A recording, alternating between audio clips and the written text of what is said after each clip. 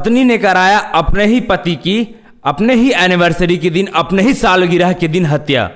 जी हाँ गाइस, आज का ये जो कहानी है आप सुन करके आपका दिल दहल जाएगा। ये कहानी छत्तीसगढ़ के कोरबा की है, जहाँ पर एक पत्नी ने, जिसके 2 बच्चे थे, उसने अपने ही पति को अपने सालगिरह के दिन ही, अपने एनिवर्सरी के दिन ही मौत के घाट उतार दिया। ये कहानी सुनकर के आपका दिल पूरी तरीके से दहल जाएगा। ये सच्ची घटना आज का स्टार्ट करते हैं। खबर ये होता है, पुलिस को मालूम ये होता है कि गांव में, कोरबा गांव में एक घर पे एक युवक की लाश मिली है। क्योंकि पुलिस को किसी आदमी ने, मतलब पड़ोसी ने, और जिस पत्नी ने अपने ही पति का मर्डर करवाया था, उसके भाई ने पुलिस को फ़ोन किया था, और उसके पड़ोसियों ने पुलिस को फ़ोन किया था कि मेरे बहन के हस्बैंड को किसी ने मार डाला है।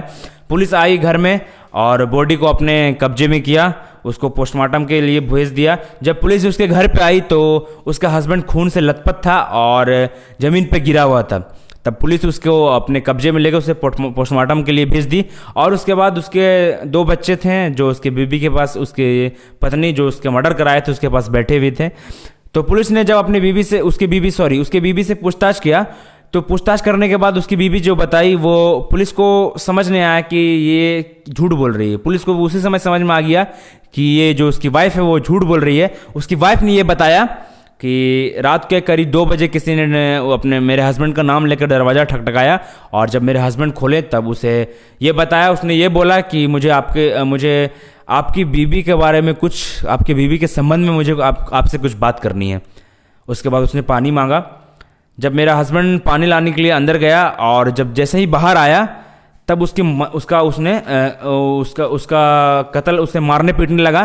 तो मैं डर के अंदर रूम में भाग गई अपने बच्चों को लेकर, और उसकी बीबी को एक खरोश नहीं आया था। कोई किसी का हस्बैंड को मारेगा या किसी का भाई को मारेगा, कोई किसी के रिश्तेदार परिवार को मारेगा, तो कोई अंदर कैसे भाग सकता है, कोई चुप कैसे हो सकता है। पुलिस को वहीं पर शक हो गया। उसके बाद उसकी बीबी को उठा के थाने ले गई, वहाँ सख्ती से पूछताछ किया। तब पता चला, असलियत तब खुला, राज तब खुला। उसकी बीबी का नाम था धनेश्वरी, जो कि 32 साल की थी। उसकी बीबी ने यह बताया कि आए दिन मेरा हस्बैंड मेरे साथ मारपीट करता था, दारू पी के आता था और मेरा बेइज्जती करता था, घर से निकाल के मारता था, पड़ोसी के सामने मारता था, मेरे बच्चों को भी मारता था। मुझे बहुत गुस्सा आता था। फिर मैंने एक दिन तंग आकर के ये डिसाइड कर लिया कि मैं अपने पति को मरवा दूंगी। इसलिए पहले मैंने अपने जेवर बेचे, जेवर बेच के मैंने सुपारी दी।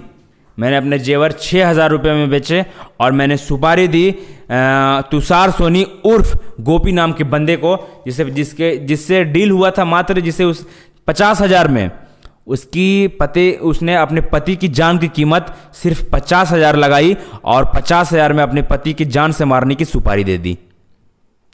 उस औरत ने, उसकी बीबी ने उस किलर को, तुषार सोनी को 6,000 रुपये एडवांस दिया। बाकी बात काम होने के बाद तय किया।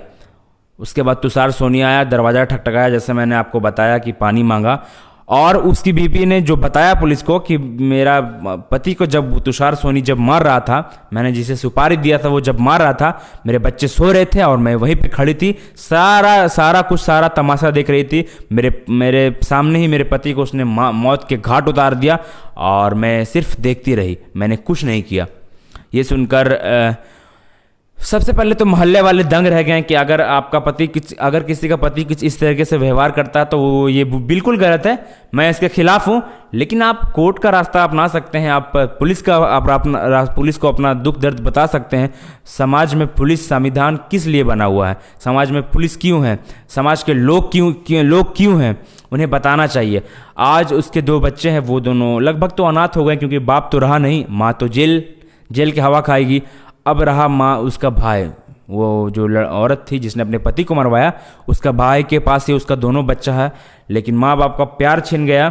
गाइस, तो गलती कहीं ना कहीं उसके हस्बैंड की भी थी, लेकिन किसी को जान से नहीं मारना चाहिए कि अपना बीवी को तंग करता था, मारता था, पीटता था, दारू पीता था, इस तरीके से व्यवहार करता था। किसी को भी परेशानी होगी, लेकिन किसी को भी मारने का हक किसी को नहीं। अगर आपको दिक्कत है उससे, तो आप उसका साथ छोड़ सकते हैं, आप अपना जिंदगी अपना फिर से चालू कर सकते हैं, अपने बच्चों को ले जा सकते हैं, आप उससे बेहतर जिंदगी बना सकते हैं, लेकिन किसी को मार नहीं सकते हैं। संविधान को, कानून को अपने हाथ में लेने का किसी को हक नहीं है। तो जो भी हुआ बहुत बुरा हुआ। मुझे तो अफसोस उसके बच्चे के लिए है कि उसके बच्चे बेचारे अब कैसे रहेंगे माँ बाप के बिना। माँ बाप में जो हुआ उसमें बच्चों का कोई कसूर नहीं है। तो आज का ये स्टोरी जो है यहीं तक है। मिलते हैं कल नए स्टोरी के साथ, नए क्राइम स्टोरी के साथ। तब तक अपना परिवार का ध्यान रखिए। जय हिंद।